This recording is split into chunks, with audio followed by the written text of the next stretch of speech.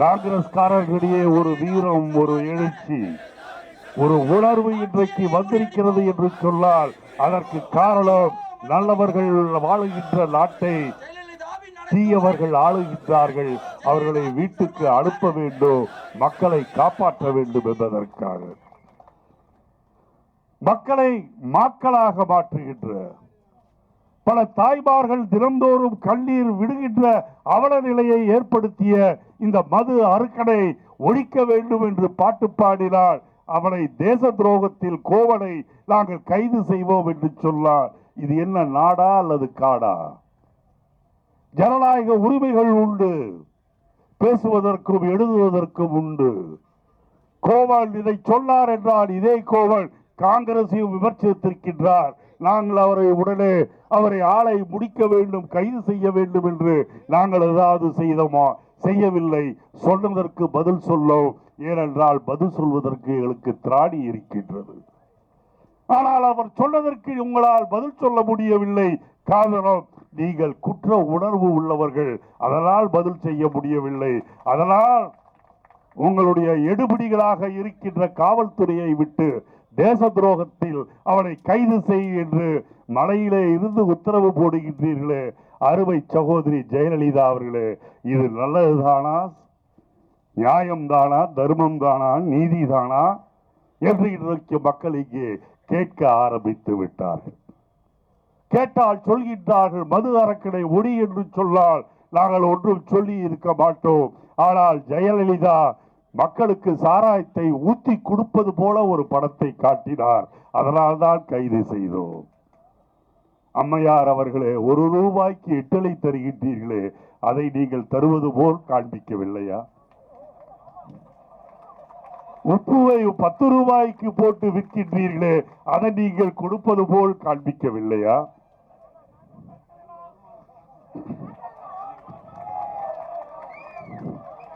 கெட்டுப்போன மிக்சியையும் ஒன்றுக்கும் உதவாத கிரைண்டரையும் கொடுப்பது போல் நீங்கள் கொடுப்பது போல் காட்டுகின்றார்களே, அது பரவாயில்லையா? அதே போல்தான் சாராயம் கொடுக்கின்றீர்கள், அதை நீங்கள் ஆசையோடு மக்களுக்கு ஊத்தி கொடுக்கின்றீர்கள் என்று காண்பித்தால் என்ன தப்பு?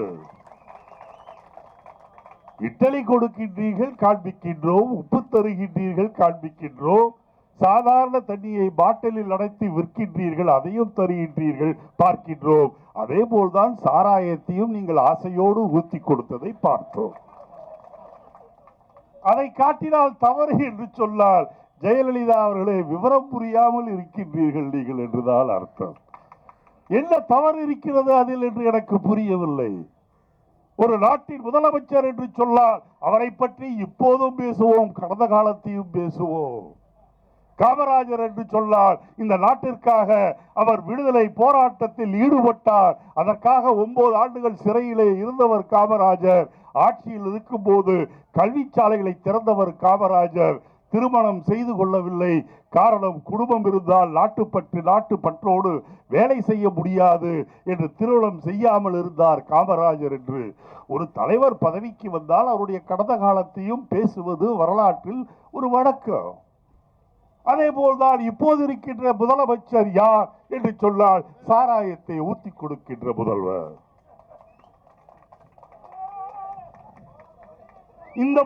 இந்த முதல்வரும் சிறைக்கு சென்று இருக்கின்றார் மற்றவர்களை போல. ஆனால் இந்த முதல்வர் சிறைக்கு சென்றது வேற செக்ஷன். காமராஜர் சிறைக்கு சென்றார். ஏன் சிறைக்கு சென்றார் என்றால், வெள்ளையனை எதிர்த்து இந்த நாட்டுக்கு விடுதலை வேண்டும் என்று சொல்வதற்காக சிறை சென்றார். அவர்தான் சென்றாரா? நாங்களும் 2-3 முறை சென்று இருக்கின்றோம். அவராவது சென்னைக்குள்ளேயே சிறையில் இருந்தார். நான் மாநிலம் விட்டு வேறொரு மாநிலத்தில் போய் சிறையில் இருந்தேன், எனக்குத்தான் தகுதி என்று சொன்னால் நாடு சிரிக்குமா சிரிக்காதா? சிரிப்பாய் சிரிக்கின்றது. 1000 கோடி ரூபாய். கொஞ்சம் இங்கே இருக்கின்ற எல்லோரும் யோசித்து பாருங்கள். மகளிர் அவர்களும் யோசிக்க வேண்டும். 1000 கோடி ரூபாய் என்றால் 1000 ரூபாய் கட்டுகளாக அந்த 1000 கோடியை மாற்றி வைத்தால் எவ்வளவு பெரிய இடத்தை அது அடைத்துக் கொள்ளும் என்று சொன்னால், இங்கே இருந்து கொடி கட்டி இருக்கின்றோமே அதுவரை ஒரு 8 அடி உயரத்திற்கு பந்தலை போட்டால் 1000 கோடி ரூபாயை நாம் அங்கே வைக்கலாம். அந்த 1000 கோடி ரூபாய் சசிகலா 11 தியேட்டர்களை வாங்கி இருக்கின்றார். யார் இந்த சசிகலாவினுடைய கடந்த கால வாழ்க்கை என்ன? ஆரம்பத்தில் யார்? கேசட் வியாபாரி, வீடியோ வியாபாரி. இளைஞர்கள் திருட்டுத்தனமாக பார்க்க வேண்டும் என்று சொல்லி வாங்கிக் கொண்டு போகின்ற கேசட்டுகளை வியாபாரம் செய்து வந்த நீ 15 ரூபாய், 25 ரூபாய், ஒரு நாளுக்கு 1000 ரூபாய், அதிலே 150 ரூபாய் லாபம் என்று ஆரம்பித்த உன் வாழ்க்கை இன்றைக்கு 1000 கோடி ரூபாயில் 11 தியேட்டர்களை வாங்கி கொண்டிருக்கின்றே.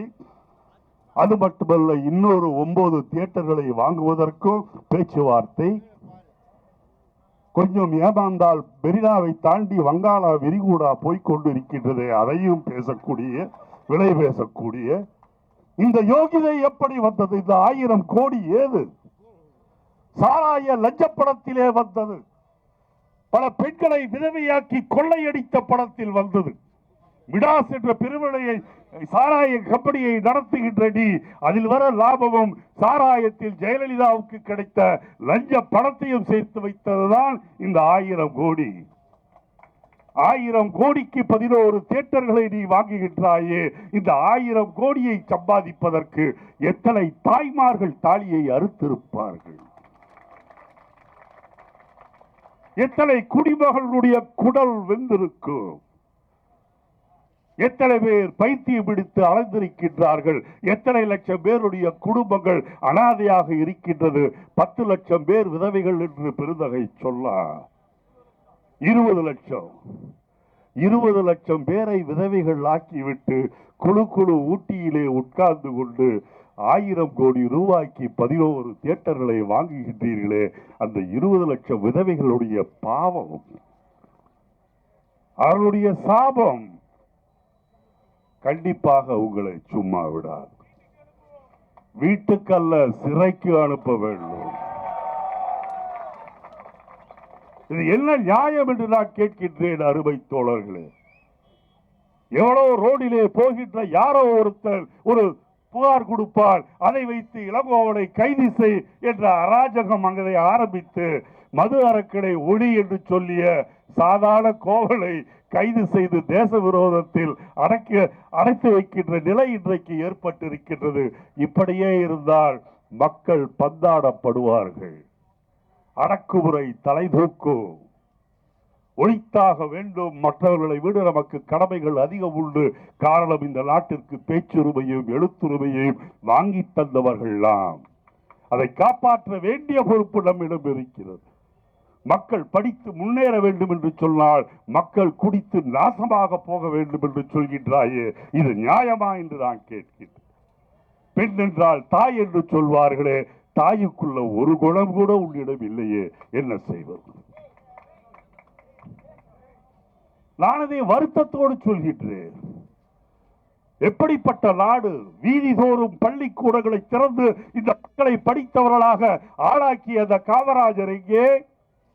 நீ வீதிதோறும் பணக்கடை டாஸ்மாக்களை திறந்து மக்களை மாக்களாக மாற்றிய இந்த ஜெயலலிதா எங்கே என்பதை சிந்தித்து பார்க்க வேண்டும். எப்படியோ இருந்து, எங்கேயோ இருந்து, யாருடைய ஆசைகளை பூர்த்தி செய்து அதன் முதலமைச்சராக நீ மக்களுக்கு துரோகம் செய்தால் மக்கள் எப்படி அதை காத்துக் கொண்டிருப்பார்கள்?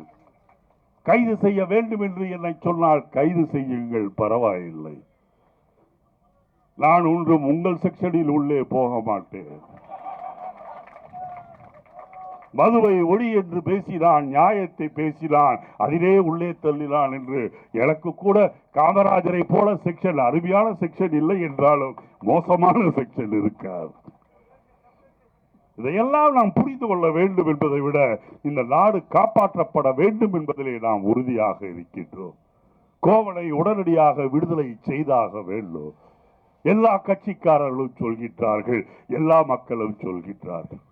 இங்கே பேசியவர்கள் சொல்லும் போது, இத்தனை பாவம் செய்த ஜெயலலிதா ஒரு புண்ணியம் கட்டிக்கொள்ள வேண்டும் என்றார் 6 மாதத்திற்குள் சாராயத்தை ஒழித்து விட்டு போமா, ஏதாவது கொஞ்சம் மேலே போவீர்கள் அல்லது கீழே போவீர்கள் என்றால் அங்கே யமதர்மனோ யாரோ இருக்கிறாங்கன்னு சொல்றாங்க. ஒரு 2 நிமிஷமாவது உங்களை சும்மா விடுவான், இல்லைன்னா போன வழியிலேயே முடிச்சிருவான். அவ்வளவு பாவங்களை இந்த அம்மையார் செய்திருக்கின்றார். ஆகவே தமிழக மக்கள் காப்பாற்றப்பட வேண்டும், தமிழக தாய்மார்கள் காப்பாற்றப்பட வேண்டும்.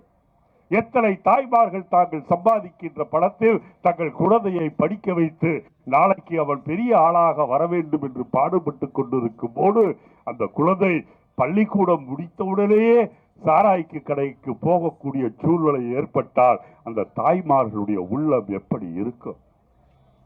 கணவனை மதுவுக்கு பலி கொடுத்தவர்கள் பிள்ளைகளையும் மதுவுக்கு பலி கொடுக்க வேண்டிய சூழ்நிலை ஏற்பட்டால் அந்த பாவம், அந்த சாபம் யாரையும் சும்மா விடாது என்பதை மட்டும் நான் இங்கே கூறிக்கொண்டு இன்னும் அதிகம் பேசவில்லை. பேச வேண்டிய காலம் நிறைய இருக்கின்றது, பேசுவோம். எனக்கு என்னை பொறுத்தவரையில் யார் இருக்கின்றார்களோ இல்லையோ, நீங்கள் இருக்கின்றீர்கள். எனக்கு அது போதும். இன்றைக்கு மக்கள் உண்மையாலுமே நல்லபடியாக வாழ வேண்டும் என்று சொன்னால் ஏதாவது ஒரு ரூபத்தில் காங்கிரஸ் வந்தாக வேண்டும், அரியணையில் என்ற எண்ணத்தோடு உழைத்துக் கொண்டிருக்கின்ற நல்லவர்கள் இங்கே இருக்கின்றார்கள். நம்மை பொறுத்தவரையில் நாடு நலபெற வேண்டும் என்பதற்காகத்தான் உழைக்கின்றோம். முக்கியமாக நீங்கள் உழைத்துக் கொண்டிருக்கின்றீர்கள். ஆகவே இளங்கோவனை கைது செய்வதாக செய்தியை பரப்பவிட்டு மது அறக்களை எதிர்த்து நடத்திய போராட்டத்தை திசை திருப்பி விட்டோம் என்று மலையிலே உட்கார்ந்து கொண்டு கனவு காண்டு மகிழ்ச்சி கொண்டிருக்கின்ற ஜெயலலிதாவை மீண்டும் இந்த மது போராட்டம் இன்றைக்கு ஆரம்பம். எல்லா கட்சிகளும் பண்ணுகின்றார்களோ இல்லையோ, காங்கிரஸை பொறுத்தவரையில் மது அறக்களை ஒழிக்கின்ற வரையில் எங்களுடைய போராட்டம் தொடரும் என்பதை மட்டும் இங்கே சொல்லி, மழையையும் பொருட்படுத்தாமல் சில மணி நேரங்களில் இவ்வளவு பேர் வந்திருக்கின்றீர்களே, உங்களுடைய தாழ்பணிந்து உங்களுக்கு என்னுடைய நெஞ்சார்ந்த நன்றிகளை உறுத்தாக்கி வாருங்கள்.